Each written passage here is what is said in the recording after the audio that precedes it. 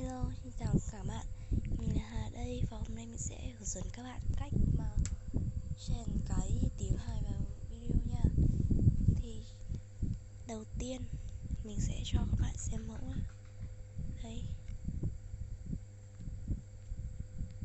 Ví dụ như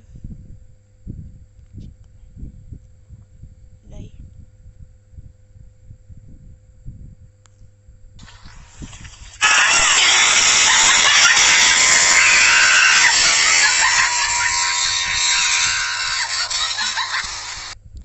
Ok, nó là như này.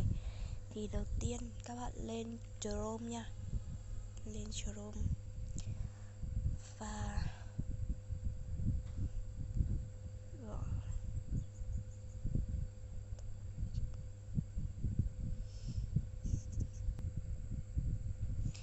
Ok, thì phần link mình sẽ để dưới phần mô tả, các bạn chỉ cần nhấp vào là tải về thôi nhá. Thì mình đã có, đây mình sẽ vào luôn. Sau đó thì các bạn ấn vào phần mũi tên này và tải về. Ok, tải xuống, tiếp tục.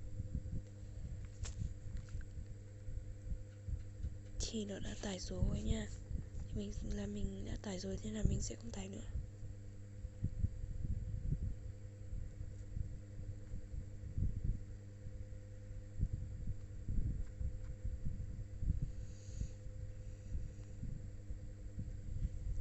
Mình sẽ không tải nữa. Thế bây giờ thì mình sẽ hướng dẫn các bạn khi mà tải xong rồi ý, thì các bạn vào trình quản lý tệp, ấn vào lưu trữ điện thoại này, tất cả phải tìm một cái mục mà bạn đã tải xuống và để giải nén nó nha. Sau khi mà giải nén rồi thì nó sẽ hiện ở cái phần âm thanh này. Thì bây giờ mình sẽ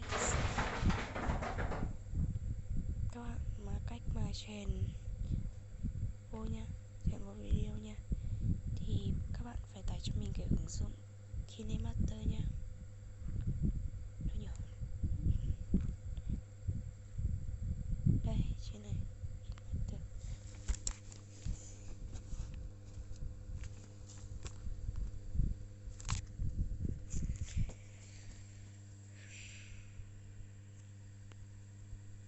Thoát ra.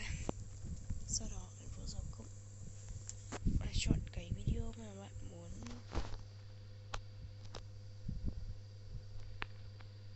chèn vô, chèn nhạc vô.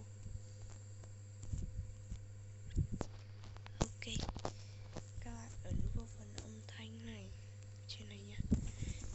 Đó, đấy là đã tải xuống được rồi thì bạn chỉ cần chọn cái nhạc mà bạn muốn ghép vào thôi.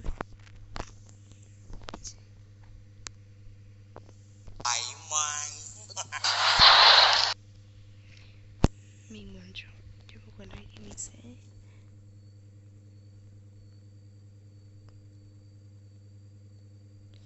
tìm một cái âm nhạc gọi là nó phù hợp với cái video của nó.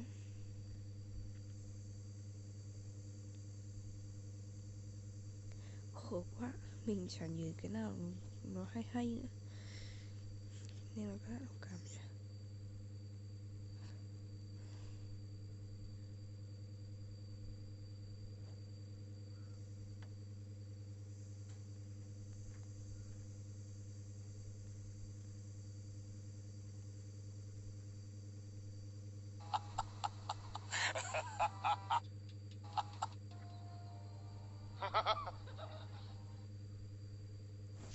Ví dụ mình sẽ chọn cái này.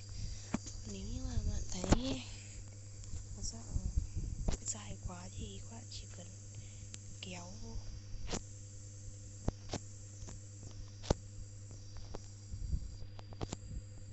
Đó.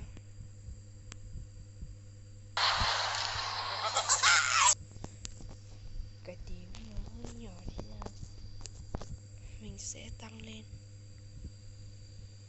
ví dụ như này. Còn cái video này sẽ giảm xuống.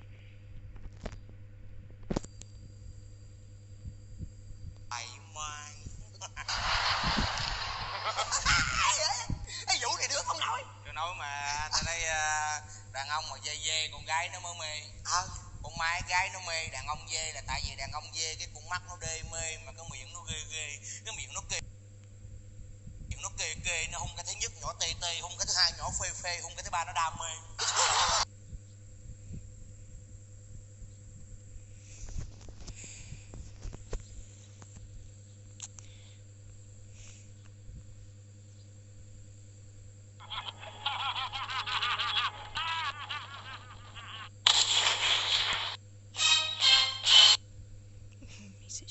Mình sẽ chọn đại nha, tại vì là mình không thể tìm được đại nhiều quá ấy, nên mình cũng không nhớ cái nào nó hay hay nữa. Đàn ông mà dê chút ít thì con gái nó thấy muốn thích, tại con gái nó thích xúc xích đó. Không, mới nói vậy.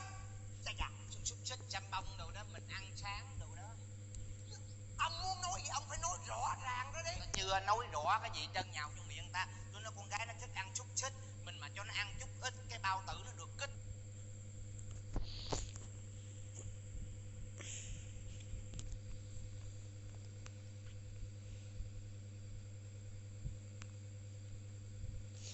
Đó thì nó cũng chỉ là như này thôi, cho nên mình không thể tìm được cái gọi là hay để ghép hoàn chỉnh cho bạn xem thì các bạn thông cảm nha.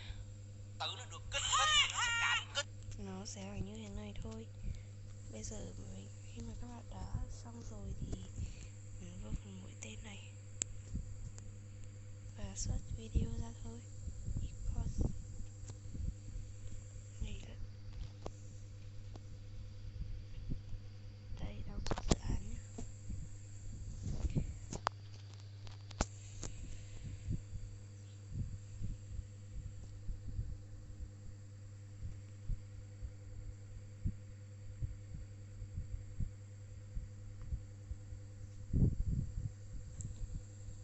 Rồi mình đã search rồi nên mình không search lại nữa. Thì ok, thì video đến đây cũng đã kết thúc rồi. Nếu mà bạn thấy hay thì đừng quên cho mình một nút đăng ký, một nút like để ủng hộ kênh mình nha. Thì kênh mình bây giờ thì đang rất là ít người đăng ký. Ở kênh mình thì bây giờ mình sẽ hướng dẫn các bạn cách mà edit video hoặc là thêm cái video hài đó, với lại vân vân, thì cái gì mình biết thì chắc chắn mình sẽ hướng dẫn các bạn rồi. Nên thì bây giờ thì chúc các bạn làm video thành công nha. Bye bye.